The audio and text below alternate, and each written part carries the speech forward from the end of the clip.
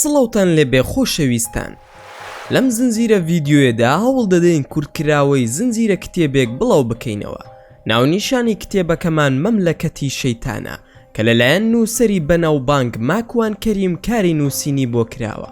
ئامانجی نووسەر لە نووسینی ئەم کتێبە ئەوەیە کە چاواشەکارەکانی سیحر و جادوبازی ئاشکرا بکە. هەروها ئەم کتێبەی نووسەر باسی کۆمەڵێک ڕووداوی زۆر سەیر لە خۆ دەگرێ کە خودی کەسایەتی ماکوان کەریم بەشداری مەیدانی لەم ڕووداوانەدا کردووە و لە کتێبەکەیدا بۆمانی باز دەکا. و نووسەر دەڵێ کە ڕووداوەکانی نێو ئەم کتێبە لە ژیانی ڕاستیدا بەسرم هاتووە و تەنها ناوی کەسایەتیەکانی نێو کتێبەکەی گۆڕیوە، ئەویش بۆ پاراستنی ناسنامەی کەسایەتی ڕاستەقینەکان. هەروەها کۆمەڵێک زانیاری زۆر لە خۆ دەگرێ سەبارەت بە چۆنێتی مامەڵەکردن لەگەڵ بابەتی جنۆکە و سحر و جادوبازیدا.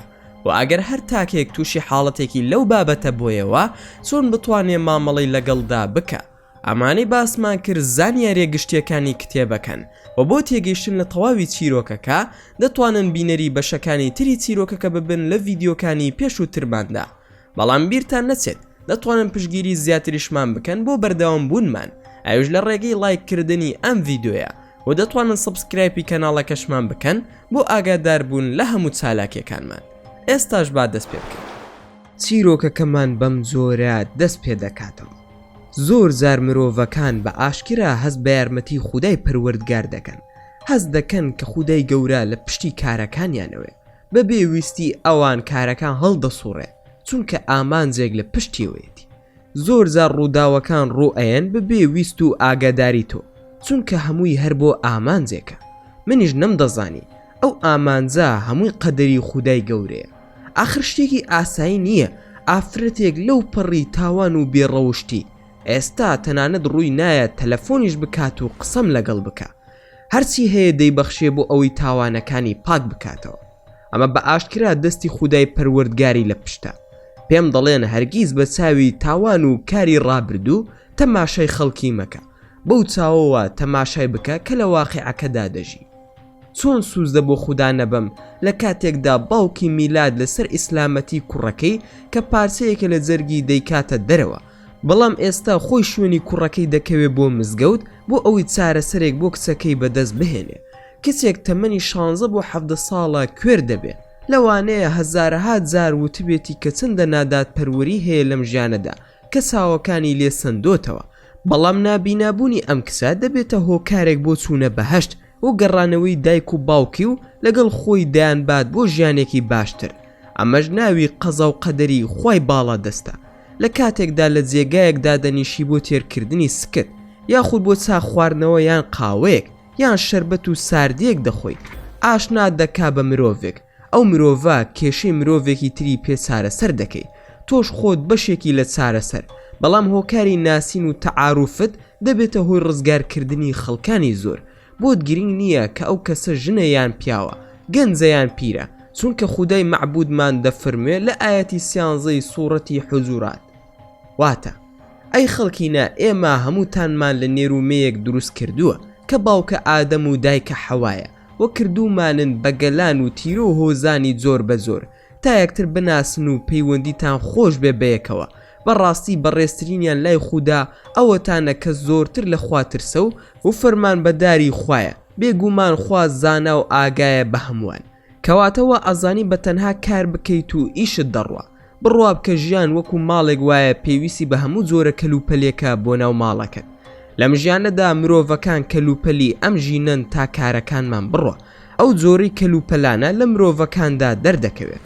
مرۆڤ هەیە وەکو تانکی ئاو پارێزەری پاک و خاوێ نییە، هەیە وەکو تەلەڤیزیۆن وایە تەنها ئەهلی قسەیە و هیچی لەباران نییە. مرۆڤیش هەیە جێگەی حەسانەوەی خەڵکی ترە، ئارامت ئەیاتێ وەکو کورسی و قەنەفا وایە. مرۆڤیش هەیە وەکو بەتانی و لێفا داپۆشەری عیب و عاری مرۆڤەکانە، هەیە وەکو ئاوێنە وایە خاڵی دەموچاوت یان گەورە نیشان دەدا یان هەیە بچووکی دەکاتەوە، هەمیشە وەکو خۆی نیشانت ئەیە. مرۆڤ هەیە وەکو فڵچەی تەوالێت وایە پێویستە هەبێ بۆ پاکردنەوەی پیسی و هەتا دوایی. لە ئەنجامی ئەم چەندێڕەی خوێنتەوە ئەمەوێ ئەوت پێ بڵێم کە پێویستە هەموو جۆرێک لە مرۆڤەکان بناسی، بەڵام مرز نییە هاوڕێیەتی بکەیت. تەنها بزانە زۆر زار مرۆڤ کە دەناسی تەنها نمەی بارانە، بەڵام ئەگەر هات و هاوڕێیەتیت کرد زۆر جار هاوڕێیەتەکەی دەبێتە لێزمەی باران و قڕ و چڵپاو دروست دەکات وەکو مێژ وایە لە کوونێکی بچووکەوە دێتە ژوورەوە دواتر هەرسی دەرگا و پەنجەرە هەیە واڵای دەکەی دەرناسی ئێوە هەوڵ بدەن نمەی باران بن بۆنی زەوی خۆش بکەن هەوڵ بدەن شەونمی بەیانیانی گوڵ بن بۆ ئەوەی لە نیوەڕۆدا فێنکایی و شکاندنی تینوێتی گوڵ بن لە ئازار و خەم و خەفەت مەترسە چونکە نزیکت دەکاتەوە لە خوای پەروەردگار لە عیشقیش مەترسە چونکە دڵ نەرم دەکات و فێری گریانت دەکا هەمیشە با ئامانجێکت هەبێ تا ئەو ئامانجە هیواد بۆ دروست بکە لەسەر پەتی سێدارە هیوا بڕاو مەبە لەوانەیە قەدەرت بگۆڕێ بۆ ژیان وەکو خودای گەورە دەفەرموێ لە ئاەتی 56 سوورەتی ئەلحەجر واتە ئیبراهیم وتی ئایا کێ نائومێد دەبێت لە ڕەحمەت و بەخشەکانی پەروەردگاری مەگەر کەسانێک کە گومڕا و سەرگەردانن هەروەها لە ئاەتێکی تردا لە ئاەتی 87 لە سوورەتی یوسفدا خودای گەورە دەفەرموێ دوای چەند ڕۆژێک یعقوب فەرمانیدا بە کوڕەکانی وتی کوڕەکانم بسنەوە گوێ هەڵخەن بۆ یوسف و براکەی لە سۆز و میهرەبانی خواش نائومێد مەبن چونکە بەڕاستی کەس نائومێد نابێت لە سۆز و میهرەبانی خوددا جگە لە کەسانی خوانە ناس و بێ باوەڕ خوێنەری بەڕێز نامەوێت بە قسەی باق و بریق سەرقاڵت بکەم بەڵام دەمەوێت لەوە تێبگەی مەملەکەتی شەیتان شەڕی من و تۆیە لەگەڵ شەیتانەکانی جنۆکە و مرۆڤ بە زمانێکی زۆر سادە دەدوێم و باسەکانتان بۆ دەگێڕمەوە بەڵام ناوەڕۆک ئاسان نییە ناوەڕۆک پڕپڕە لە وشەی نهێنی وشە دیارەکان خۆت دەیخوێنیتەوە بەڵام گرینگە وشە جەوهەرەکان بەدڵ بخوێنیتەوە لەوە تێبگە کە چەندە ئازارم چەشتووە لەوە تێبگە کە چەندە خەمم خواردووە چەندە ئاخ و ئۆفم هەڵکێشاوە لەوە تێبگە کە چەندە دووریم چەشتووە ئازانم لەوانەیە بڵێ ئەوە کێشەی خۆتە و کێشەی من نییە منیش دەڵێم تۆ ڕاست دەکەی بەڵام گرنگ ئەو فرمێسکانی من هەڵم وەراندووە تۆش تووشی نەبی ئەو ئاهوو ناسۆری من چەشتومە تۆ تووشی نەبی ئەو سوێ بە دڵی مندا هاتووە بە دڵی تۆدا نێ منش دەمەوێت تۆ تووشی کێشە و مشکیلە نەبیت پشوویەک بوو ویستم دەردە دڵیەک بکەم لەم نیوەشەوەدا و لە کونجی زینداندا چیرۆکی مرۆڤ و شەیتانتان بۆ بگێڕمەوە ئای چ شەوێکی پڕخەفەتە ئەگەر دەکرا مانگم ڕادەسپارد بێتە لات و چیرۆکی تەنهای من لە زیندان بۆ تۆ باز بکە خۆ ئەگەر مام و نەمردم خۆم بۆت باز دەکەم بە پشتیوانی خوددا کەواتە بە پشتیوانی خوددا گەڕاینەوە بۆ ناو باس و مەملەکەتی حەقیقەتی شەیتان لەگەڵ مامفەرهاد و میلاد چووینە مزگەوت بۆ یەکەم زار مامفەرهاد هاتە مزگەوت لەوێ لە مەغریبی و جەزائیری و پاکستانی و سۆماڵیەکانمان پرسی کەوا کلی ئەسڵیمان دەوێت ناو نیشانیان داینێ و چوین بۆ دوکانەکە کڕیمان بە میلادم وت ڕۆژانە ئەو کارە ئەنجام بدەن کە ئەمڕۆ ئەنجامماندا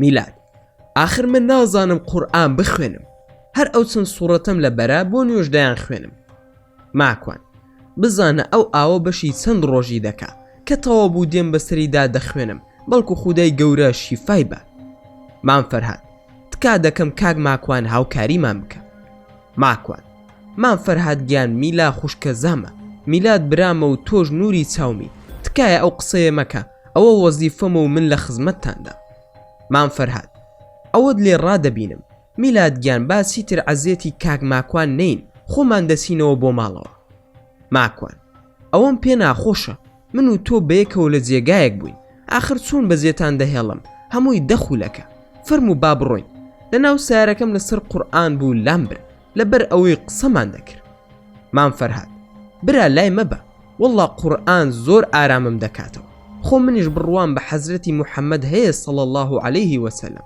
تۆ دەزانی ئێمە بڕواشمە بە ئیمامی عەلی هەیە و زۆرمان خۆش دەوێت ماکوان ئەی کەریم خانی زەند کەسێکی چۆن بووە مامفەرهاد کاک ماکوان ئێمە پێمان وایە ئەو کەسەی کە دەسەڵات دەگرێتە دەست بەشێک لە خوایەتی پێدەدرێت ئەزانیت ئەڵێم چی ماکوان کەواتە مەنەئی ڕابەری ئێران بەخوا دەزانی ئێ تۆ کافری بە دوو دیودا دیوی یەکەم ئەگەر خوایە تۆ دژی وەستاوی خۆ ئەگەر ڕێزت گرت زاش و پیاوی ئێرانی پێم بڵێ کامیان ڕاستە مامفەرهاد بەخوا من زۆر شارەزانیم بەڵام پیاوە گەورەکان و شێخ و پیرەکانمان وا دەڵێن ماکوان ئەی ئیمامی عەلی چۆن خۆش دەوێت لەگەڵ حەزرەتی موحەممەد صلی الله عليه وسلم لە کاتێکدا تۆ یەرسانیت مامفەرهاد بەخۆ ئەوەش نازانم ماکوان تۆ بڕوات بە ئاینی یەرسانی هەیە چەند کتێبت لەسەری خوێندۆتەوە ئایا کتێبی یەرسانی بە ناوی سەرنجام کتێبی ڕەشت خوێندۆتەوە؟ مام فەرهاد: هەر نەمدیوە لە ژیانمدا. ماکوان: دەی تۆ کە یارسانیت، تۆ هەر نازانی دینەکەت چییە؟ کاتێک گەیشتین و وتم دێم ماڵ ئاوایی لە خات و گلارە و دادەمیلای گوڵ دەکەم، بەڵام ئامانەتی تۆیە میلاد، چونکە زۆر ئیشم پێیەتی لەم ڕۆژانەدا، دێمەوە خزمەتت و زیاتر قسە دەکەین. ماڵ ئاوایم لە هەردووکیان کرد و زۆر دڵی میلام خۆش کرد. پێم وت خەفەت مەخۆ، بە پشتیوانی خودا چاک دەبیتەوە. فاندم بە گوێی میلاددا و پێم وت باسی ئیسلامی بۆ بکە و فێری بکە. میلاد: بینی خۆمان بێ موسڵمانم کردووە. دوای ئەوەی ماڵ ئاوایم لێکردن زۆر دڵخۆش بووم بە قسەکەی میلاد. کەوتی میلام موسڵمان کردووە، بیرم لەوە کردەوە مادام ئیمان لە دڵیا چەکەرەی کردووە، بۆیە خودای پەروەردگار وردە وردە بینایی بۆ دەگەڕێنێتەوە. خولیا و ئارەزومەندی کازۆڵ بووم، کۆنگرەی جنۆکەکانم لە دەست و زۆر بێزار بووم لەوەی کە 3 مانگەکە تەواو بووە و کەسی هیچ کام لە جنۆکە موسڵمانەکان دیار نەبوون. لە دڵی خۆمدا دەموت بەخوا ئەوانش تااقەتیان لێم چووە. ڕۆژێک لە کار گەڕامەوە، چوومە فرۆشگایەک هەندێک خواردن و پێداویستیم کڕی. سیر دەکەم کە وەرماش لە بەشی چوونە ژوورۆی فرۆشگاکە وەستاوە و چاودێری من دەکا. منش کە نزیک بوومەوە لێی، پێم وت کام لە داواکانمت جێبەجێ کردووە. وەرماش: داواکانت داواکاری نابەجێن. ماکوان: کە نابەجێن بۆچی دەرکەوتویت و هاتوویت بۆ ئێرە؟ زۆرم خۆش دەوێی، وەکووتم ملت بشکێنەوە بڕۆ. وەرماش: وا قسە مەکە، لەسرت زۆر دەکەوێت، تۆ دەزانی من زۆر خاترت دەگیرم. ماکوان: کورە دەبڕۆ شەیتانی مەلعون، ئایەت الکورسیم خوێن. سوبحان الله، دەموچاوی گۆڕا و زۆر ناشرین بوو، بەڵام نەڕۆشت و لەگەڵم دامایەوە. یەکی 3000 سوورەتی ئیخلاس و فەلەق و ناسم خوێن. هەستم کرد زۆر لاوازە و پێستی وشک بووە و ئێسقانەکانی خەریکە تێک بشکێن و بە تەواوەتی ڕەنگی گۆڕا و سیحری نەما. هەموو دەمی کونێکی گەورە بوو. 3000 سوورەتی ئەلزیلزالم خوێن. سوپاس بۆ خوا مەلیشکاند و لە بەرچاوم نەما. دوای دیارنەمانیشی بەردەوام بووم لە قورئان خوێندن و زیکر و بەردەوام دەموت لا إله إلا الله وحده لا شريك له له الملك وله الحمد يحيي ويميت وهو على كل شيء قدير. بەدەم زیکرکردنەوە پێداویستیەکانم هەڵگرت و کڕیم، بەرەو ماڵەوە بەڕێکەوتم. لە دڵی خۆم داوتم حەزت دەکرد جنۆکەکان ببینی، ئەوە بینیت، بەڵام یەکەم جار بوو بۆ شێوە ناشرینە وەرماش ببینم. زۆر ترسناک و پیس دیار بوو. سوپاس بۆ خوا زانیم کە هیچی پێ ناکرێت. زۆر گوێم پێنەدا و چوومەوە ماڵەوە. پشومدا دوای نان خواردن هاتمە دەرەوە. لە نێوان نوێژی عەسر و مەغریب بوو. بەرەو مزگەوت کەوتمە ڕێ. لە ڕێگا حەسقیلم بینی. وتم حەزەی برام، یان نایان یان کە دێن هەموو بەیەکەوە دێن، بەڵام خۆشحاڵم کە تۆ هاتووی. ئەی ناترسی لەو شتە پیسەی کە ناوی وەرماشە؟ حەسقیل: سڵاوت لێبێ بە سڵاوی ئیسلام، ئەسەلام عەلەیکم وەڕەحمەت الله وبەرەکاتوه. وەکو هەموو جارێک خۆی دەڵێت نەوەڵا ئەمڕۆ لەو فرۆشگایە زۆر لاوازت کرد، ترسی نەماوە، دەسەڵات و توانای کۆتایی هات بەسەر ئێمەدا. ماکوان: وعەلەیکم ئەسەلام حەزەی برام، خۆشحاڵم بە شەوق و زەوقی، بەڵام نەمتوانی بێم بۆ کۆنگرە، کازۆڵ نەهات بە شوێنمدا، بەڵام تا ڕادەیەک زانیم بە هۆکاری وەرماش بوو. حەسقیل: وەڵا جێگات خاڵی بوو، هەموو باسییان دەکردی، بەڵام زۆر قەرەباڵغ و خۆش بوو، خەڵک زۆر هاتبوو. ماکوان: بەڕاست تۆزێکم بۆ باس بکە. حەسقیل: بەڕێگاوە نابێ، ئێستا خەڵک دەڵێن ئەم پیاوە شێت بووە لە خۆیەوە قسە دەکا، بڕۆ بچینە جێگایەک دابنیشین. چووینە پارکێک و حەسقیل دەستی کرد بە قسەکردن. وتی کەوا زۆرێک لە سەرۆک و سەرۆک عەشیرەتەکانی جنۆکە هاتبوون. ماکوان: ئەوانەی زانا و زیرەک بوون کێ بوون؟ حەسقیل: واو ماشا ئەڵڵا زۆر بوون. لەوانەی بانگێش کرابوون مەلیک مەسهوب، مەلیک مەیمونی ئابانوخ، موڕە، مەلیک ئەبا مەحضری، مەلیک ئەبا مەحضری ئەلئەحمەر.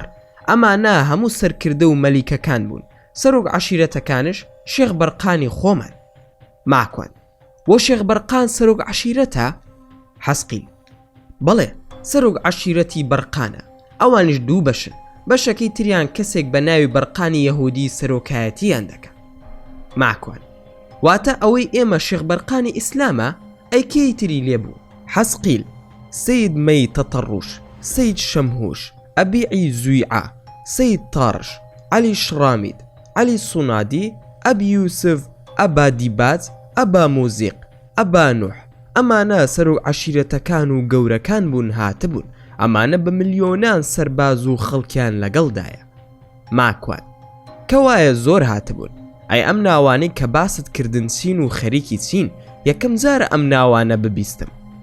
حەسقیل خۆت دەزانی کە ئێمە زۆرین کار لە ملیۆندا نییە، بەڵام ئەم ناوانە ناگۆڕێن. لە ڕاستیدا مەگەر بە دەگمەن ئەو عەشیرەتە هەموو لە ناو بچن و ناوەکان بگۆڕێ. بۆ نمونە مەلیک مەزهوب لەوانەیە 2000 ساڵ بێت هەر ئەو ناوەیە کە بۆ وەچەکانی بەکاردەهێنن، چونکە ناوی گەورەکان ناگۆڕێت و لە ناو ناسێ. خۆشێغ بەرقانی خۆمان کە بوو بە سەرۆک عەشیرەتی بەرقان، ناویان نابەرقان، پێشتر ناوی سەماع بوو. ماکوان حەزەی برام شتی ترم بۆ باز بکە. ئابیرم کەوتەوە با پرسیارێک بکەم. ئەمڕۆ ئەو تەڕەماشە دەموچاوی گۆڕا کە قورئانم خوێن زۆر ناشرین و پیس و ترسناک بوو. حەسقیل دەی هەروایە چونکە جنۆکەکان خۆیان دەگۆڕنە سەر لاشەی شێوەی مرۆڤ. هەر یەکەیان لە شەیتان و مرۆڤەکان تایبەت بە خۆیان هەیە. جنۆکە موسڵمانەکان چونکە ترس و هالەی موسڵمان بوونیان هەیە و خۆیان ئیماندارن کەم دەگۆڕێن.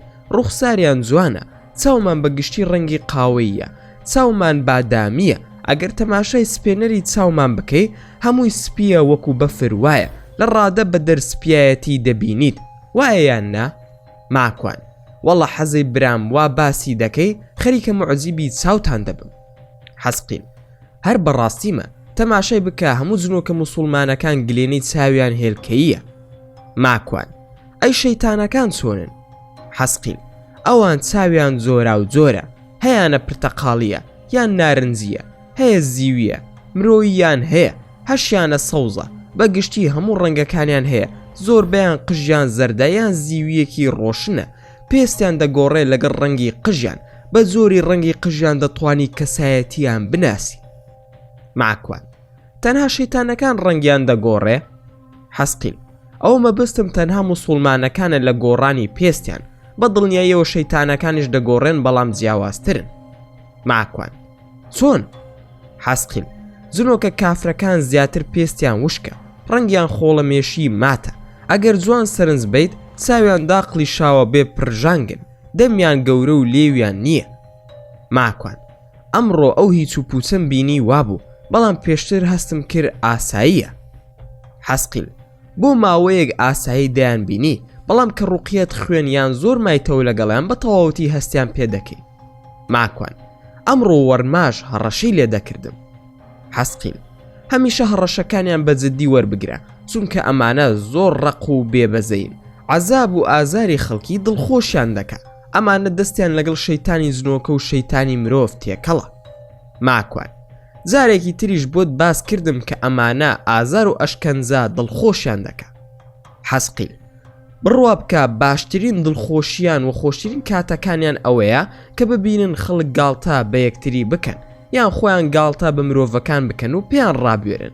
حەزیان بە ئاژاوەیە، حەزیان بە پیس و پۆخڵی مرۆڤ هەیە، لە قەرەباڵغیدا زۆر دڵخۆشن، بە بێ هۆکار ئازاری مرۆڤ دەدەن، بۆشیان گرنگ نییە کە مرۆڤەکە کێیە. ماکوان باشە ئەی ئێوە وەزعتان چۆنە لەگەڵ مرۆڤەکاندا بەگشتی؟ حەسقیل لە ناو جنە موسڵمانەکانیشدا هەیە کە ڕقیان لە مرۆڤەکانە، بەڵام ئازاری کەس نادەن. ئەگەر زۆر تووڕە بن شتێکی ماڵەکەی دەشکێنن، بەڵام بۆ زانیاریت کافرەکان زۆر پیسن، تەنانەت کە دەسەڵاتیان دەبێ بەسەر مرۆڤدا جگەری دەخۆن. زۆر حەزیان بە جگەری مرۆڤە، جاکە ئەشی خۆن حەزیان بەوەیە کە مڵچە مەڵز بکەن، حەز دەکەن خوێنەکەی بەدەست و دەمیاندا بێتە خوارەوە. ماکوان ئەمانە زۆر پیس و خەتەرناکن. حەسقیل نایەکجار واژ ناکە بترسی، ئەوان زۆر لە مرۆڤ دەترسن.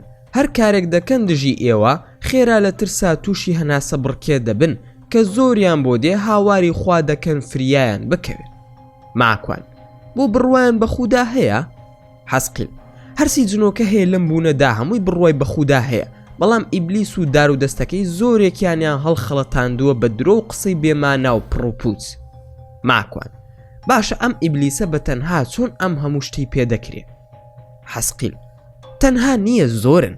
زارێ ژنێکی هەیە هەر زۆر پیس و نالەبارە، وزەی زۆر بەهێزە، بەڵام ناویان ناوە بنت ئیبلیس، خۆی ناوی نائیلا مەلعونە، یان شەیتانەکان پێی دەڵێن دایکە تەبعا.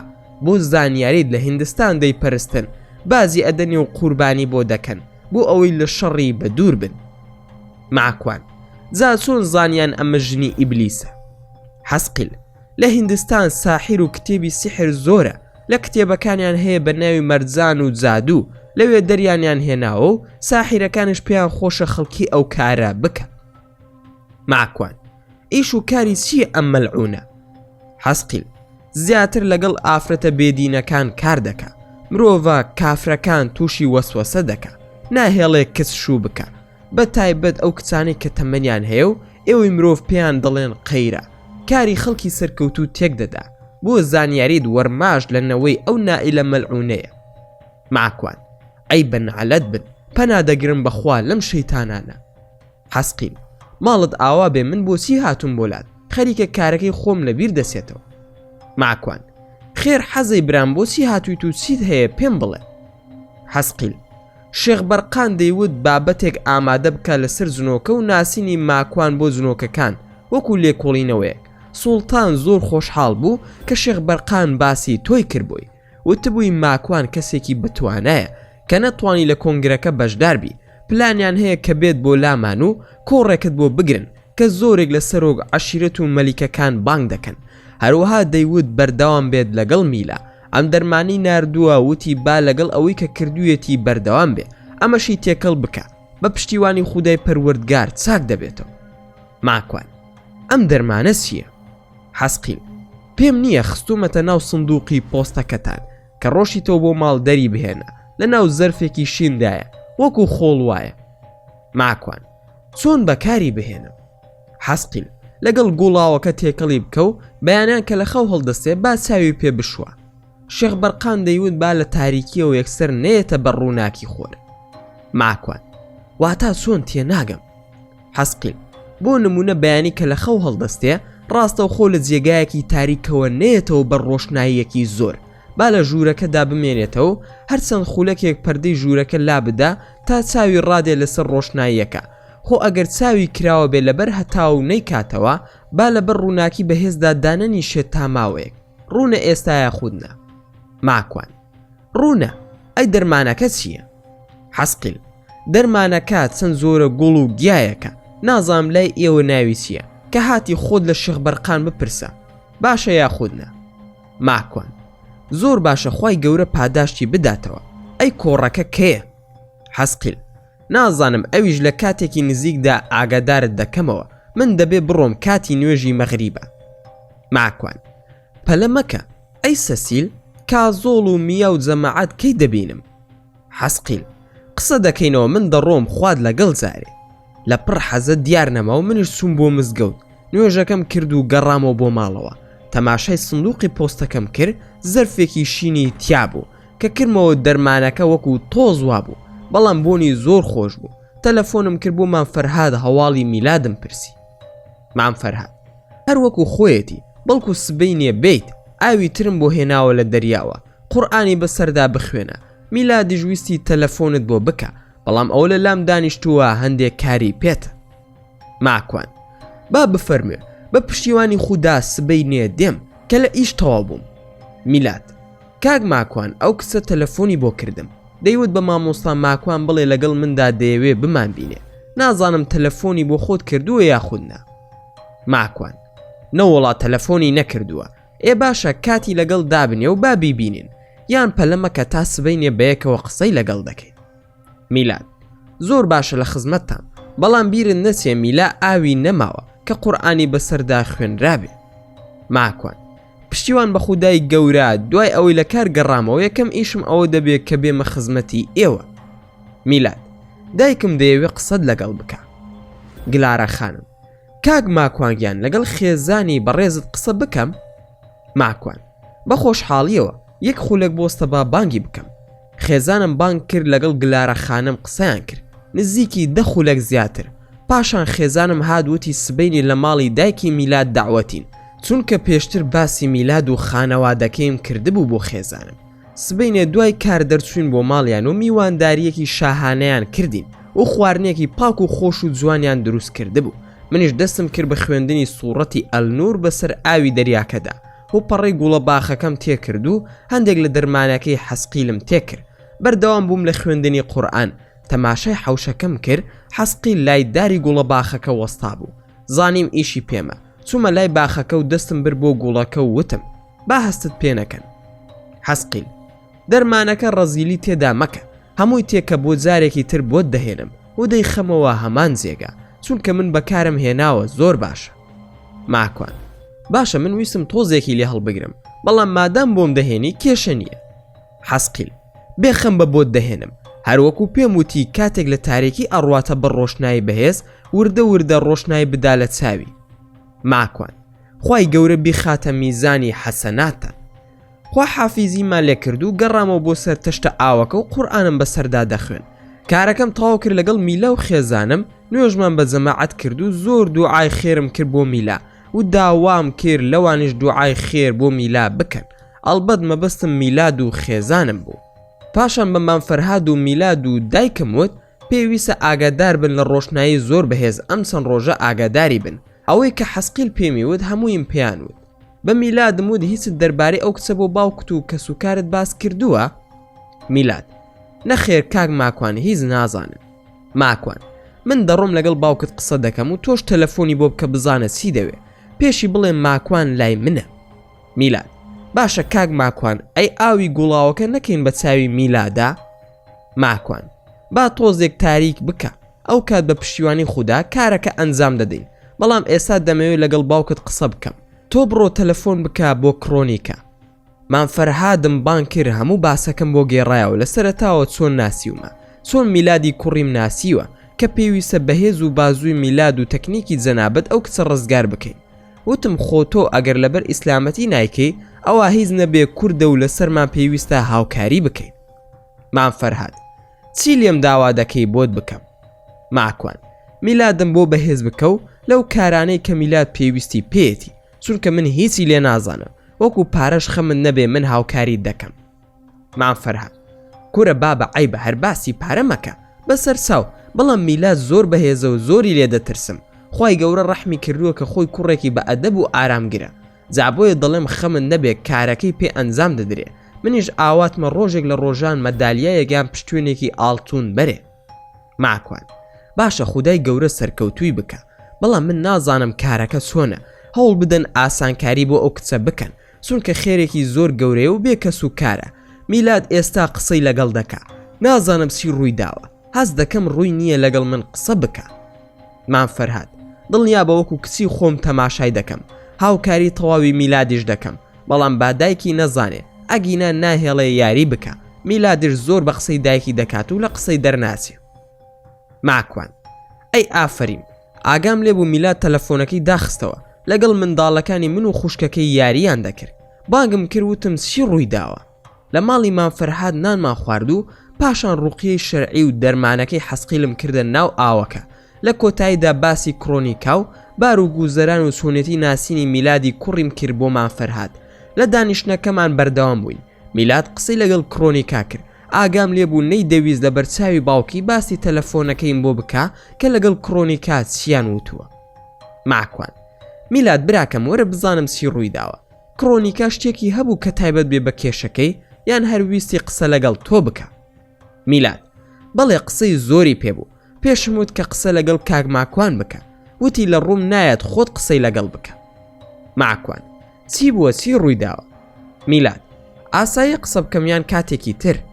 مامفەرهاد هەڵسا بڕوە، وتم پێویست ناکە، باوکت برا گەورەی منە، هەموو شتێک دەربارەی کڕۆنیکا دەزانێ، قسەم بۆ بکە با باوکیشت گوێی لێبێ. میلاد: بە گریانەوە قسەی لەگەڵ من کرد، تەلەفۆنەکەی دایکی نەگۆڕاوە، لە ڕێگەی دایکیەوە ئەو پیاوە ناوەکەیم بیر نەماوە چی بوو هەڕەشەی لێ کردووە. ماکوان: مەبەستت فڕانکە؟ میلاد: بەڵێ، داوای دەکرد کە ناکرێ ئاوا خۆی بشارێتەوە، دەیوت مەمنونتان دەبم هاوکاریم بکەن، لە دەستی ئەو کابرای ڕزگارم بکەن. ماکوان: سەیرە چۆن قسەی لەگەڵ فڕانک کردووە، با خۆم تەلەفۆنێکی بۆ بکەم بزانم چی بۆ و زیاتر لی تێبگەم. تەلەفۆنم بۆ کرد، وتم کڕۆنیکای خوشکم چۆنی، دایکت چۆنە، بۆم باس بکە بزانم چی ڕووی داوە. کڕۆنیکا: لەگەڵ دایکم بڕیارماندا کە خانۆکەمان بفرۆشین، بۆ ئەو مەبەستا گەڕاینەوە تا هەندێک کەلوپەلیش بەرین کە پێویستمان پێبوو. لەگەڵ نووسنگەیەکیش قسەم کردبوو کە خانۆکەم بۆ بفرۆشن، دەبوو بچوومایە تا کلیلەکان بدەمە دەستیان، نازانم کام سەگ لە سەگەکانی فرانک ئێمەی بینی بوو. تەلەفۆنی کردبوو بۆ دایکم. دایکیشم وای زانی بوو کە ئێوەن. ئەو زۆر ژمارە و شتەکان ناناسێتەوە. تەلەفۆنەکەی جواب دابۆیەوە. لە ڕێگەی ئاواتی برامەوە ژمارەکەی دایکمیان وەرگرتە بوو. وتبووی دەمەوێت قسە لەگەڵ کڕۆنیکا بکەم. دایکم تەلەفۆنەکەی دایە دەستم. نەیوت کێیە. منیش بە خەیاڵی تۆیان کاک میلاد وەڵامم دایەوە کە گوێم لێ بوو فرانک بوو. وتی چی بووە بۆ خۆتم لێ دەشاریتەوە. پێم بڵێ با هاوکاریت بکەم. زانیم کە بەڕێگاوەیە تا بێتە لامان. ویستی بە قسە سەرقاڵم بکە. خێرا کلیلەکانمدایە دەستی کەسێک لە نووسنگەکەوە هاتبوو. ئیتر ئەوێن بەجێهێش. بەڵام قسەی لەگەڵ دەکردم. منیش هیچم نەوت. تەنها ئەوەندەم دەوت کە وازم لێ بێنێ. من و تۆ تازە ناتوانین لەگەڵ یەک بژین. بەڵام ئەو هەر نەرم بوو لەگەڵم تا هاتە بەردەرگای ماڵەکەمان. وزانی کە لەوێ نەماوم. ئینجا دەستی کرد بە جنێودان پێم و هەڕەشەکردن لێم.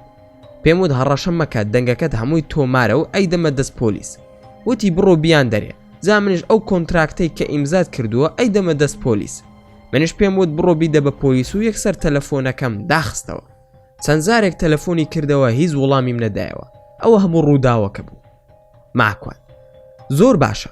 لە ڕاستیدا کارێکی باشت کردووە. خەمن نەبێت چارەسەری هەمووی دەکەین بە پشتیوانی خودای پەروەردگار. ئەی باشە کچێت تەلەفۆنت بۆ من نەکرد.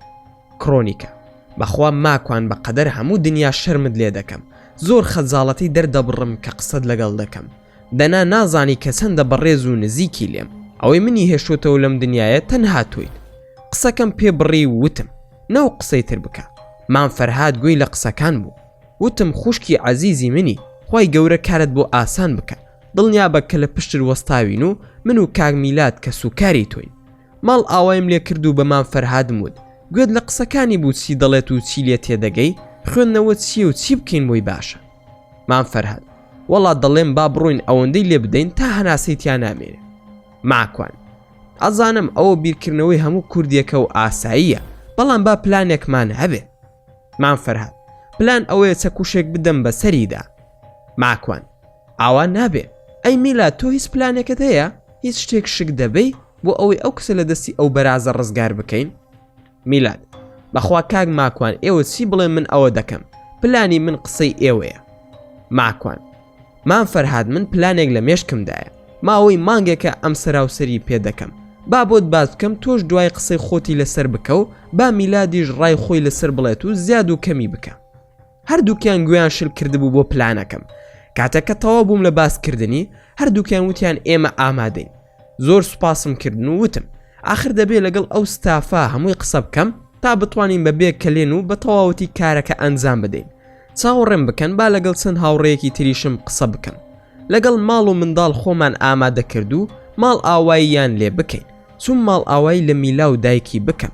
هەر ئەوەندە وتم میلا گوڵە جوانەکەی خاڵی چاوت چۆنە هەر تاریکە؟ میلا چاوم زۆر باشە و دەتان بینم بەڵام زوو تەڵق دەبێتەوە. بۆیە هیچم نەوت. وتم نەوەکو وەکو جاران چیتر نەبینمەوە. کەوای وت خێرا سوزدەی شوکرم بر. مام فەرهاد پرسی کاک ماکوان چییە؟ وتم برا میلاد چاوی دەبینێ. مام فەرهاد چاوت دەبینێ میلاگیان؟ میلا بەڵێ باوکە چاوم زۆر باشە. دەستی کرد بە گریان. وتی دەترسم وەکو جارانم لێ بێتەوە. چون دەستم خستە سەرشانی وتم گوڵەکەی خاڵە مەترسە بەشێکی زۆری هۆکاری نەبینینەکەت لە ترسەوەیە. تەواو چاک بوویتەوە. ئەگەر خوا نەخواستە نابینا بوویتەوە هەر کاتیە چونکە تۆ چاوت هیچ کێشەیەکی نییە. تەنها ئەوەی کە خێزانم بۆی باس کردوم سیگناڵی بینینت هەڵە دەکات و ئەویش هۆکاری کەمی ڤیتامین دیە کە مادەیەکی تایە بە ناوی ڕێتیناڵ کە ئەم مادەیە هاوکارە لە دروستکردنی گەردێک کە پێویستە تا چاو بتوانێت هەست بە ڕووناکی بکات و ڕەنگەکان ببینێ. بە پشتیوانی خوددا تۆ چاک بوویتەوە و هەوڵ بدە ڤیتامینەکان بە تایبەت ڤیتامین ئەی کە گرنگە بۆ هەستی بینین بیخۆ. مام فەرهاد دەگریا و هاواری دەکرد ئەشهەدو ئەن لا ئیلاهە ئیلا الله و ئەشهەدو ئەنە موحەممەدەن ڕەسوول الله. میلاد باوەشی کرد بە باوکیدا و گلارە خانمیش باوەشی کردبوو بە میلاددا. من و خێزانیشم لە خۆشیدا دەگریاین. ئانا و لین و میلاش سەیری ئێمەیان دەکرد و پێدەکەنین. ئای کە دیمەنێکی جوان و خۆش بوو. باوەشم کرد بە مام فەرهاددا و وتم برا 2000 پیرۆزە. زاری یەکەم بۆ شایەتومانەکەت. زاری دووەم بۆ چاکبوونەوەی میلا. خوای گەورە مەحفوظتان بکات و گەورەترین ئاهەنگ دەگێڕم بۆ ئێوە بە پشتیوانی خوددا. مام فەرهاد من نازانم چی بۆ تۆ بکەم ماکوان گیان. ماکوان دوعای خێر و چاکە و هاوکاری کرمان لە کێشەی ئەو کچەدا. مام فەرهاد ئەو کچە وەکو میلای کچم وایە بێخەم بە. خوا حافیزیمان کرد و گەڕاینەوە ماڵەوە. سبەی نێچوون پلانەکەم بۆ کاوە و بەختیار باس کرد. ئەوانیش ڕازی بوون. هێشتا پێویستیم بە 3 کەسی تر هەبوو. نەمدەزانی بە کێ بڵێم. ئەوەی لێم ڕادەبینی و ئازا بوو کوڕێکی مەغریبی هاوڕێم بوو. ناوی مونیر بوو. خاوەنی دوکانی پیتزا بوو کە باسەکەم بۆ ئەو کردوتی تۆ بێخەم بە. برایەک و ئامۆزایەکی خۆم دەهێنم لە خۆم باشتر و بەهێزتر بن. ستافەکەم تەواو کرد. تەنها کڕۆنیکا مابوو کە ئاگاداری بکەمەوە. تەلەفۆنم بۆ کرد. سەرەتا لەگەڵ دایکی قسەم کرد. هەستم کرد دایکی زۆر خەفەتباری چیمەنی کچی بوو. بۆیە وتم دڵنیا بە کە کێشەکەی بە زووترین کات چارەسەر دەبێ. تەلەفۆنەکە بدەرە دەستی من کاری زۆرم پێیەتی.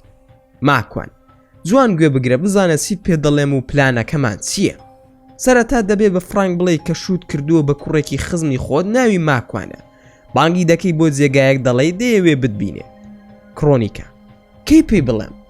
ماکوان خۆم ئاگادارت دەکەمەوە. دەبێ ڕۆژانی شەمە و یەکشەمە بێت. باشە یاخودنا. کڕۆنیکە بۆ ئەم کارە پارەت پێویست نییە؟ ماکوان پارەم بۆ تەرخان کردووە خەمت نەبێ. کڕۆنیکە سوێندت دەدەم بە خودای پەروەردگار چیت سرف کرد دەبێ ئاگادارم بکەیتەوە تا پارەکەت بۆ بگەڕێنمەوە. ماکوان دوعای خێر بکە سەر بکەوین پارە کێشە نییە. کۆتایی هەفتەمدانا کە هەموو ئەو کوڕانە کۆ ببنەوە و جێگام دەستنیشان کرد لە دەرەوەی شار لە سەیرانگایەک بەڵام دوور لە خەڵکی. گۆشت و غەڵوز و خواردنەوە و سەرەساتم کڕی و پێکەوە بەرەو ئەوێ ڕۆشتین. مام فەرهاد و میلاد و کڕۆنیکا و کاوە و بەختیار و مونیر و برا و ئامۆزاکەی و خۆشم بەرەو ئەو جێگایە ڕۆشتین. پێشتر کڕۆنیکام ئاگادار کرد بۆیەوە کە بە فرانک بڵێ با لەو جێگایە چاوەڕێمان بکە. دەشم زانی کە فرانک بەلایەنی کەمەوە 3-4 کەسی لەگەڵدا دەبێ کە نزیک بووینەوە جەماعەتی خۆمانم پەرتەوازە پێکرد بۆ ئەوەی ئەوان نەزانن کە ژمارەمان زۆرە. من و کڕۆنیکا ڕۆشتین لەسەر لێواری چەمێک دانیشت بووین. چاوەڕێی فرانکم دەکرد. قولاپێکم دابەوە دەست میلاد دە نزیکمانەوە. بە حیساب خەریکی ماسی گرتن بوو لەگەڵ باوکی. بەڵام بە جۆرێک کە ئێمە هەر ناناسن. چاوەڕێ بووین سیارەیەک لە زۆری ڕانز ڕۆڤەر هات. ئەوەی پێشبینیم کرد وا دەرچوو. 5 کەس دابەزین. هەمویان قەبە و بەهێز دیار بوون. ڕوو ئێمە هاتن. فرانک ڕووی کردە کڕۆنیکا وتی هاوسەرەکەت ئەم ماسیەیە؟ منیش کڕۆنیکام خستە پشتی خۆمەوە. پێی وت پێ ناسی لەگەڵ ماسی قسە بکەی. من تیمساحم. پەنجەی هێنا بۆ لای دەمم. وتی بزانم ئەتوانی گازی لێ بگری؟ هەر کە نزیکی کردەوە لە دەمم گازێکم لێ گرت و پاڵێکم پێوەنا. پێشتر بە میلاد و باوکیم وتبوو کە زانیتان دەست دەوە شوێنێت کامیان زۆر خۆی بە بەهێز دەزانێت دەست و قاچێکیم بۆ بشکێنن بەڵام شکانی تەواوەتی بێ کە هاواریان لێ هەڵسێنێ. کە پاڵەکەم بە فرانکەونا و گازەکەم لێگر کڕۆنیکا ترسا و لە تاو شڵەژاندا کەوتە ناو ئاوەکەوە. بانگی میلاد و باوکی کرد. وەڵا هەروام وت خێرامان فەرهاد هەردوو دەست و قاسێکی یەکێکیانی شکاند. ئیشارەتم دانابوو بۆ ئەوانی تر. سیر ئەەکەم میلاد یەکێکیانی هەڵگرتووە ئەڵەی فرش ئەتەکێنێ ئەی کێشا بە ئەرزەکەدا. من وتم دەست و قاسی دوانیان بشکێنن بەڵام ئەوان دەست و قاسی سواریان شکاند بوو. خۆشم بەرەو ڕووی فرانک ڕۆشتم. داخی زۆر لە دڵمدا بوو. ئیشارەتم کرد بۆ جەماعەتی دووەم هاتن کە هاتن تووشی شۆک بوون. هەمویان لە جێگەی خۆیاندا وەستا بوون. ڕوو فرانک ڕۆشتم یەخی کراسەکەیم گر. بانگی کڕۆنیکام کرد وتم ئەم مریشکە بوو هەڕەشی لێ دەکردی؟ کڕۆنیکا بەڵێ خۆیەتی زۆر ئازاری یاوم. بە نەرویزی قسەم ئەکرد. وتم وەرە بە ئارەزوی خۆت پیای بکێشە. کڕۆنیکا پێویست ناکە. ئاگام لێ بوو دەترسا. ماکوان مادام بە قسەم ناکەی ئەبێ پێڵاوەکەت دابکەنیت و بە پێڵاوەکەت پیای بکێشی. ئەگەر بە قسەشم نەکەی ئەوە ئەیکەم بە چەقۆ. کڕۆنیکا لە ترسی ئەوەی توندی نەکەم لەسەری پێڵاوەکەی داکەند و بە هێواشی پێیدا دەکێشە. منیش پێڵاوەکەم لێ وەرگرت و هەتا هێزم تای بوو کێشان بەسەریدا. 3000 وتم ئاوا پێی بکێشە دەی. ئاگام لە کاوە بوو زوو شەقی هەڵ ئەیا لەو چوارەی تر. مام فەرهادیش ئەی کێشا بەسەریانە. کڕۆنیکاش بە ئارەزووی دڵی من پێڵاوەکەی کێشا بەسەری فرانکدا وەکو سەگ دەی قورسکان. وتم یەڵا بڕۆ ناو ئاوەکە خۆت دەڕۆیان بتخەمە ناوی. کەوامون لە دەستم ڕای کرد. مونیر و نەبیلی برای شوێنی کەوتن بە شەق هێنایەنەوە بەردەستم. ماکوان کێ ماسیە و لە دەستم دەخلیسکێ؟ فرانک چیت دەوێ لێم؟ ماکوان جارێ با بتخەمە ئاوەکەوە. فرانک با مۆبایلەکەم دەربهێنم. ماکوان: باشە، مۆبایلەکەت گرانە. مۆبایلەکەی دەرهێنا و دایە دەستم. منیش فڕێمدایە ناو ئاوەکە وتم بزانم سەگێکی بە وەفای بچی بیهێنیتەوە. مۆبایلەکەیم فرێدایە ناو ئاوەکە و فرانک سوو بیهێنێتەوە. تا ئەو هاتەوە مام فەرهاد سویسی سیارەکەی لێ سەند بوو. ئەوانش نیان ئەتوانی ڕابکەن، خۆ ئەگەر بیان ویستای ڕابکەن بە دەردی فرانک ئەچوون، بێزگەلەوەی دەست و قاسیان کە لە پاسە ببوو. فرانک هاتە دەرەوە لە ئاوەکە و وتی چیت دەوێ؟ ئەگەر ئەو سۆزانیەت دەوێ بیبە بۆ خۆت. کەوای وەدیتە منیش شێت بووم. ئەوەندەم پیای کێشا. میلاد هاواری کروتی: کاک ماکوان، بەسە دەستی خۆت بریندار بووە خوێنی لێدێ، بەسە باشێکی لێ نەیاد بەدەستەوە. پێم وت ئەبێ بچێ قۆنەرەکانی کڕۆنیکا ماز بکە. فرانک: ئیتر وازمان لێبێنن با بڕۆین. ماکوان: پێڵاوەکانی کڕۆنیکا ماز دەکەی یان لێرەدا وەکو سەگ بتۆپێنم؟ فرانک: پێڵاوی ماز ناکەم، بەڵام داوای لێبوردنی لێ دەکەم. ماکوان: کارێکی باشە ئادەی بتبینم. لەو کاتەدا یەکێک لە سەگەکانی فرانک وتی: ئازارم زۆرە، وازمان لێ بهێنن با بڕۆین.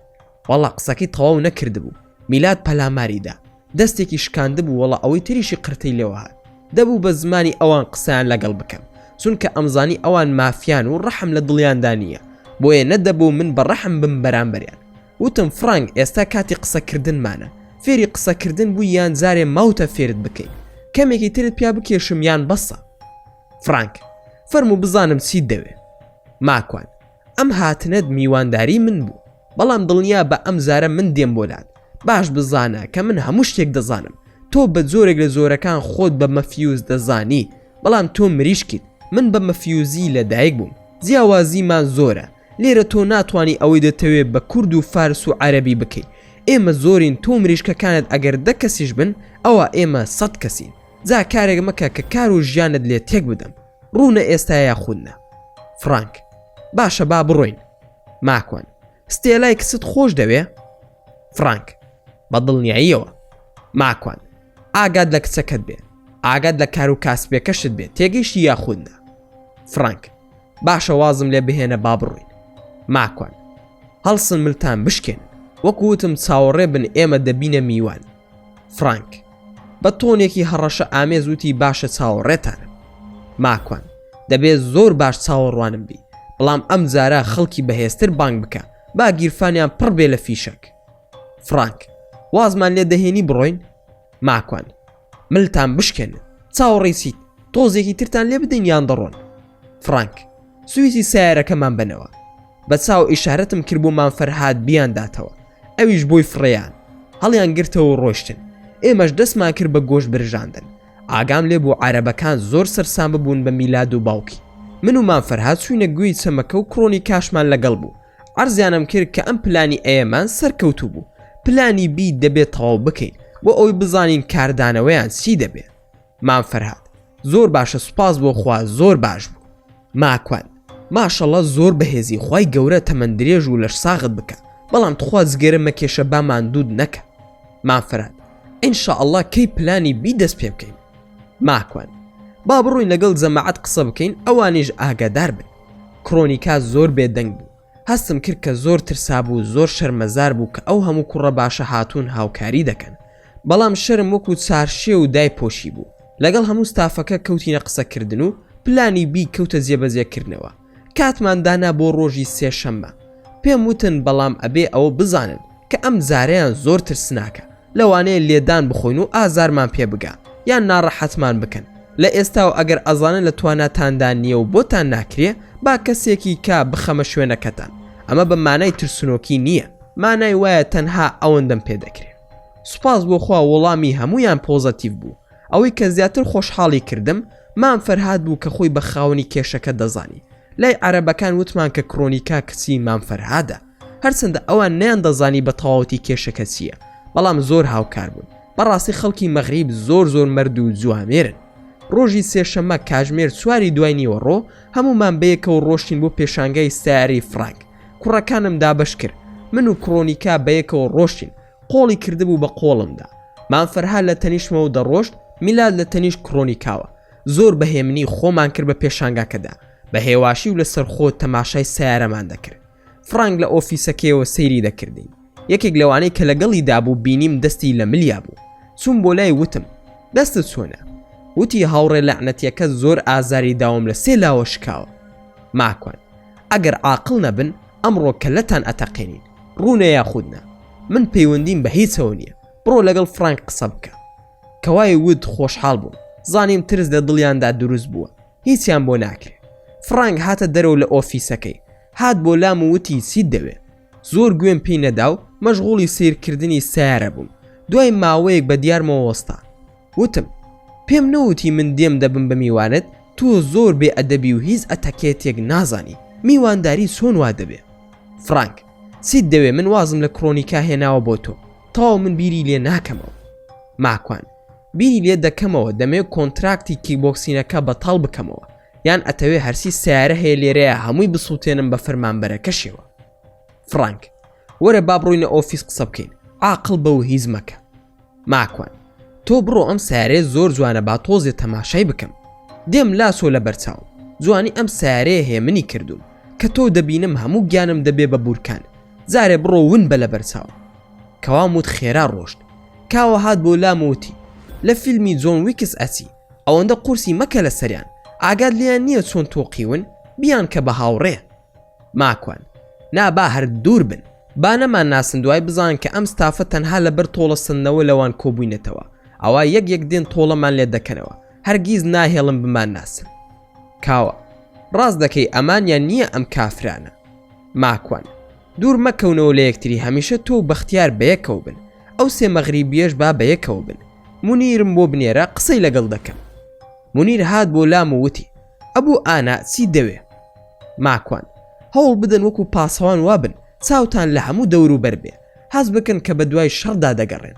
باشە یاخودنا، هەوڵ بدەن لای دەرگای سەرەکیەوە بۆستن.